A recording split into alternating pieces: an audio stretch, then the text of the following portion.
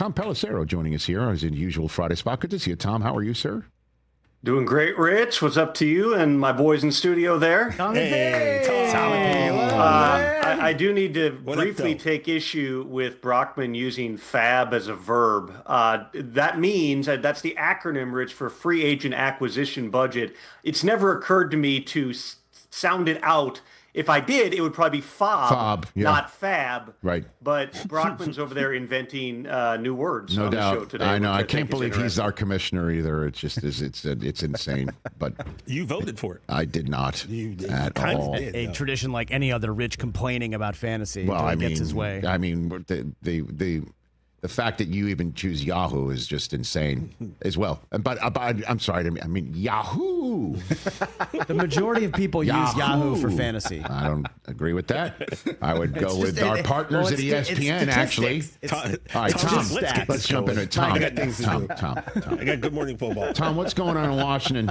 What's with Jayden Daniels saying it's up to the doctors? I feel good otherwise. What's going on, man? That's the truth. It's a medical decision. You know, it's a real knee sprain that he's got. That's what kept him out last week. He was limited last Friday, limited Wednesday, Thursday, not on the field when reporters got out there today, although that was also the case last Friday.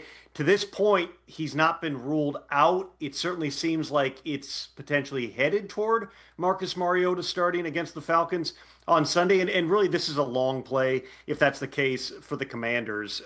Saying nothing ill about the Falcons, although certainly they were a team that, has struggled to this point in the season. They were terrible on offense last week, and we get into more of that a little bit later. But if you're thinking about the big picture goals of this team, the last thing you want to do is roll Jayden Daniels out there at 95% in week 4 against the Falcons and potentially jeopardize something. Dan Quinn's been very direct throughout the process that he's not going to be out there. Jayden's not going to play unless he can do everything. And to this point, Jayden Daniels has not registered one full practice since he suffered the injury 12 or whatever that was, 2 weeks ago. And so this is a situation where, again, he's not been ruled out, but certainly seems like it's trending toward him not playing this week. And that means Marcus Mariota is going to be out there throwing to people not named Terry McLaurin because he registered a third straight, did not participate in practice today. It's hard to imagine he's going to be out there this week. No surgery, not long-term that we know of at this point for Terry McLaurin, but it does not sound like he's going to be able to go this week. Yeah, I was going to ask, why does one see a core specialist for a second opinion on something that could be a quad? They're trying to figure out if it's something up here that refers to a quad muscle. I mean, not to turn you into a doctor here, but there's a lot of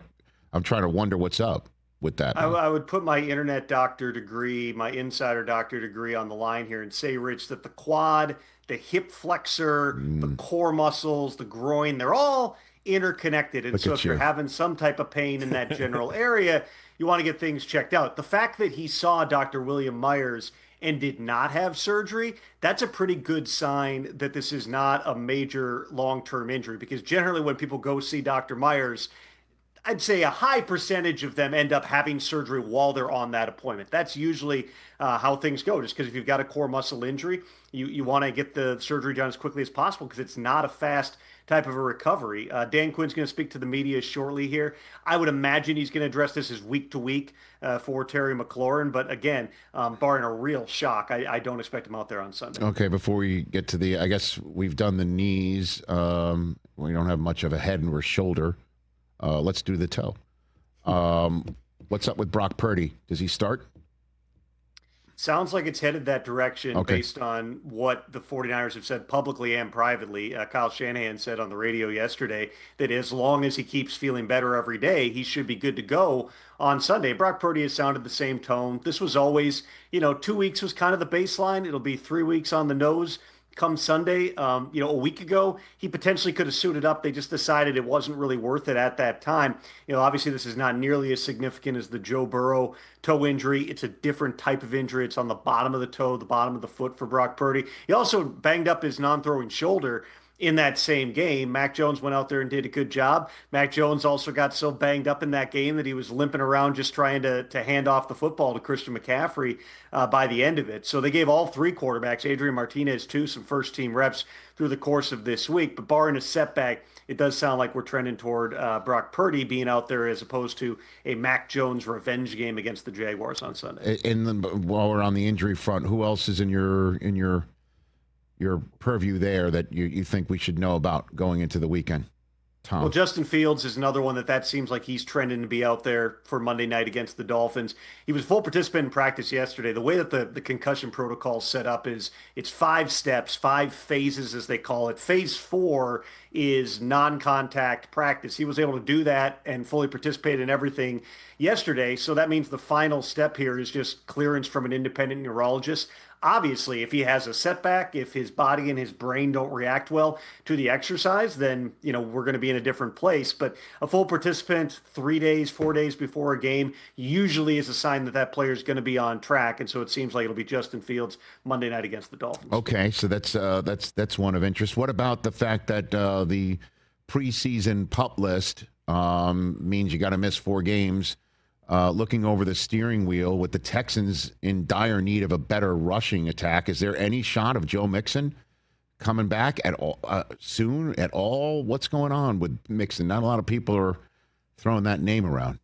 Tom? Well, and there's been a sort of cryptic type of sense around that situation since he was first put on the non-football injury list back at the start of training camp. I would point to the public statements that the Texans have made. Nick Caserio has been asked about it, has basically just said, we'll evaluate him when the 4 weeks are up. D'Amico Ryans was asked about Mixon a week or so ago and spoke about him in the past tense, saying they missed the things that Mixon brought to the team, but they're moving forward. I would just tell you, Rich, I have not gotten the sense that Mixon is going to be back anytime imminently here, certainly not next week. Things can change, but there's no sense that the cavalry is riding in right now with Joe Mixon. So the Texans absolutely have a lot of things that they've got to figure out offensively. It's kind of been a continuation through these first 3 weeks of the struggles they had last year. They were able to overcome those struggles to get into the postseason, to get into the playoffs, win a playoff game. But there's just been that sense of how do we get over the hump, and the changes they made in the offseason, including the offensive coordinator, to this point have not had the desired effect. Yes, having Joe Mixon out there, absolutely, from an energy standpoint, the physicality, the downhill nature of his game, all those things. They loved what they got from Mixon last year. When, remember, Rich, they got him in kind of a throwaway, low risk trade with a Bengals team that was planning to cut him if they couldn't trade him. Joe Mixon had a great year for the Texans. The fact he's not out there, it's one of the factors, but it's definitely not the sole factor. And there's a lot of things that the Texans are trying to figure out at this point on offense. 1-3 Baltimore at 1-3 Kansas City. Tom Pelissero. Xavier Worthy is ready to roll. He's got a brace. Does not have a brace? What's the scoop with Xavier Worthy? Wait a minute. Really quick, okay. I just got a text. Dan Quinn announcing DQ has ruled Jayden Daniels out. So indeed, he will be out for Sunday. Marcus Mariota gets the ball once again. With Xavier Worthy, this was a situation where once they knew that it wasn't a major long-term type of injury, the hope was sooner than later Xavier Worthy would be able to wear a harness, get out onto the field, and be able to play again. But there's an element of getting comfortable with the harness. Basically, when you dislocate your shoulder, and again, I'm going to put my insider doctor degree to work here. When you dislocate the shoulder, you tear ligaments, you tear the labrum, and it's going to be at risk of popping in and out. What the harness does is it keeps that thing from dislocating, but it can be very uncomfortable. There are players who have, a shoulder that subluxes or dislocates on a regular basis. They don't want to wear the harness because it's uncomfortable, because it changes just their ball carrying, how they're holding the football. So this was something where Xavier Worthy, they were hopeful last week he'd be comfortable, just wasn't comfortable by the end of the week. But this idea that this was a more severe injury or he could miss time, it was never really realistic. We'll see. He registered a full participation in practice. That's a really good sign that he'll be out there this week. They just want to make sure that he is comfortable. And Rich, I would say this. We've talked a lot about the Chiefs and what's ailing them, why the offense doesn't look the same. If they get Xavier Worthy back this week, and then 2 weeks from now they get Rashee Rice back, who's already back in the building for them, that's your top 2 wide receivers. Take any team in the NFL, take away their top 2 receivers. It's going to be a challenge to be effective offensively. There's certainly other issues that they have to smooth out. Is Travis Kelce going to be able to find it here? Are they going to be able to run the football effectively at some point? But getting those top 2 wide receivers back by midseason, if they can just kind of surf through these next 3 games, win 1 or 2 of them, and be in position, there's no reason to think that the Chiefs can't put this thing together offensively once they're back to full strength. Tom Pelissero here on the Rich Eisen Show. Breaking news, looking at his phone, focusing on the task at hand. It's incredible. He's just spinning plates right here.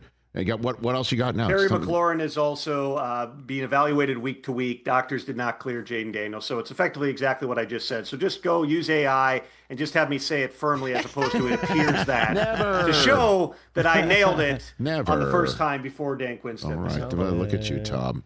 The natural intelligence of Tom Pelissero here on the Rich Eisen Show.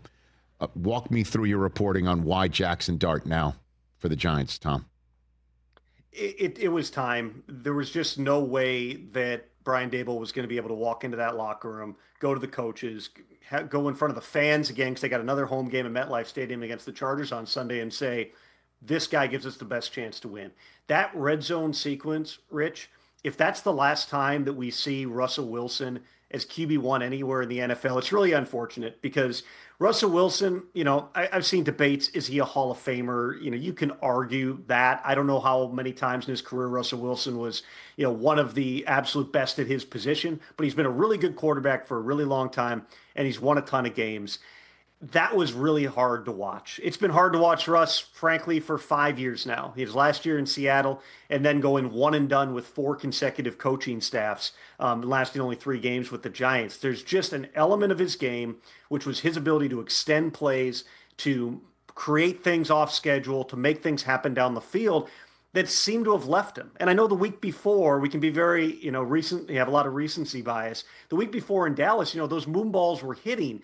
But what you saw in that game against the Chiefs when they were taking away Malik Neighbors the way that they were was Russ trying to come up in the pocket, and he just couldn't get out. He's trying to extend plays. He's trying to throw the ball down the field, and it just wasn't working. To have 4 downs starting at the 4-yard line with a goal-to-go situation down 2 touchdowns, this is your last gasp opportunity. He throws the ball away on first down, gets a grounding penalty. Second down, calls his own number and runs. Third and fourth down, throws the ball away.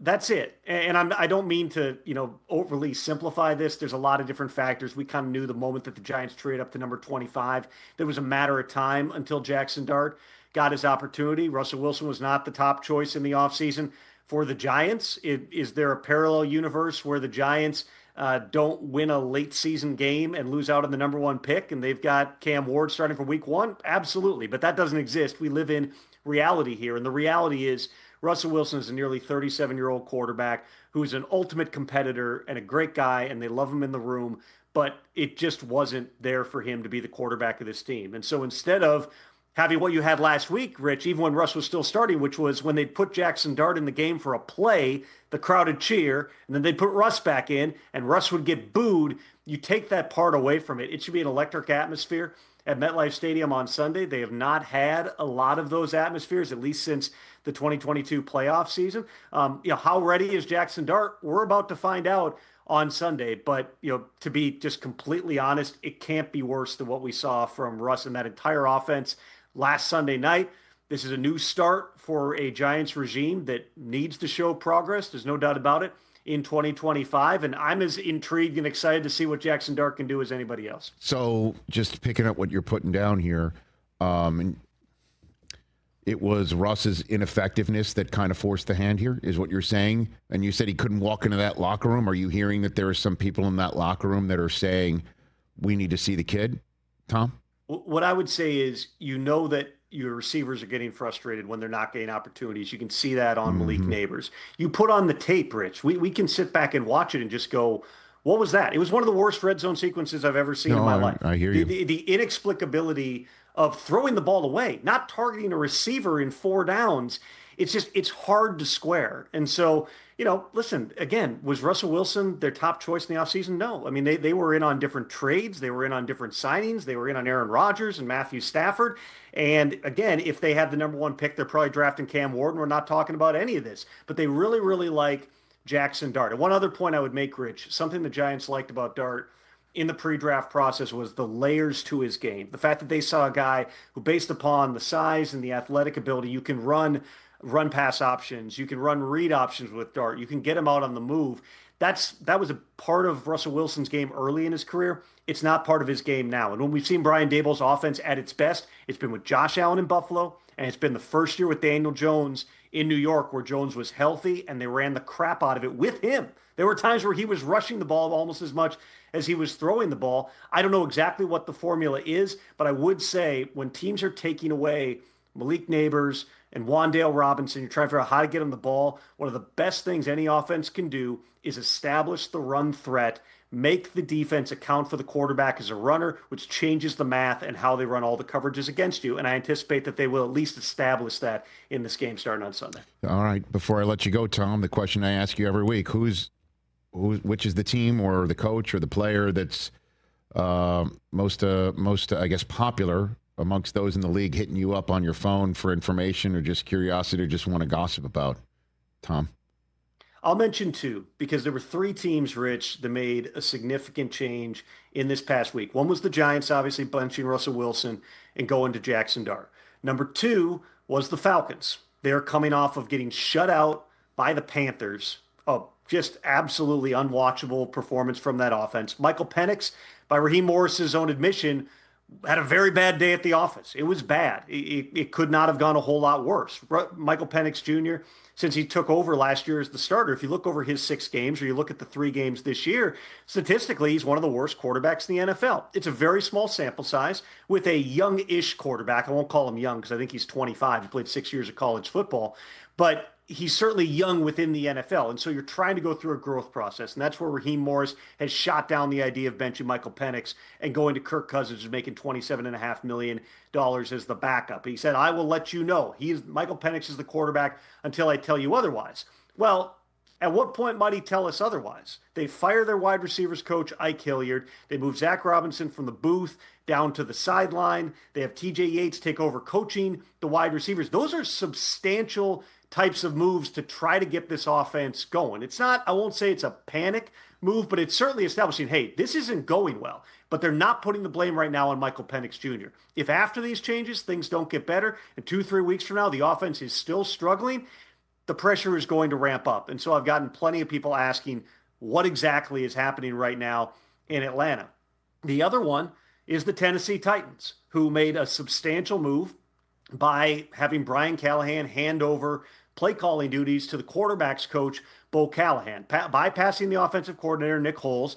That's a product of a couple of things. You know, it's in part because Bo Callahan, that's a good one though. Bo Hardegree has called plays before with the Raiders as the interim head coach, but also interim offensive coordinator, but also because he's around Cam Ward on a daily basis. Those two have a natural rapport. This allows Brian Callahan now to try to zoom out, take a broader picture of the entire team, the defense, the special teams. When things happen on Sundays, Rich, like taking a delay of game before a field goal, that reflects on many people, but specifically on the head coach. So this is Callahan saying, I'm going to try to take a more global view of this team. There's plenty of times where people give up play calling, and it's a prelude to not a pretty ending. There's other times, like when Nick Sirianni gave up in Philadelphia, that end up being a turning point because you focus on building culture and you focus on coaching the whole team as opposed to having your head down and calling plays in the offense. Brian Callahan is plenty smart for the job. There's a reason that they hired him as the head coach like 20 months ago. He has not been there that long. There's a lot of stuff that Mike Borgonzi and that front office staff that's almost entirely new have to get done on the roster. You know, they trade away Jarvis Brownlee, one of their starting corners, to the Jets just because he wasn't a fit for what they're building right now. But this certainly amps up a level of pressure on Tennessee. They're going into Houston. Both teams 0-3. Of course, the Titans used to be the Oilers. Amy Adams Strunk, the owner, is from Houston.